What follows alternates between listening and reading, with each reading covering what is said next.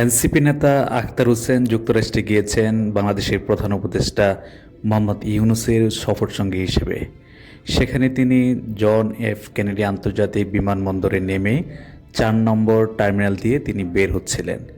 তো সেখানে আগে থেকেই আওয়ামী লীগের কিছু নেতাকর্মী উপস্থিত হয়ে বিক্ষোভ দেখাচ্ছিলেন, এবং যখন বাংলাদেশ থেকে যেসব রাজনৈতিক নেতা গিয়েছেন এবং বিমানবন্দর দিয়ে বের হচ্ছিলেন, তখন তারা সেখানে বিক্ষোভ দেখান এবং নানা ধরনের স্লোগান দিতে থাকেন, এবং এক পর্যায়ে তারা আখতার হোসেনের দিকে একের পর এক ডিম নিক্ষেপ করেন।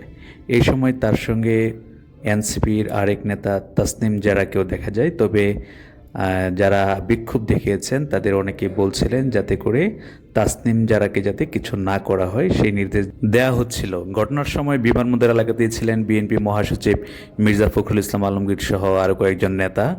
আর এই ঘটনায় 3জন বিক্ষোভকারীকে আটক করেছে নিউ ইয়র্ক পুলিশ। এর মধ্যে একজন যুবলীগের রাজনীতির সঙ্গে জড়িত সেই প্রমাণ পাওয়া গিয়েছে।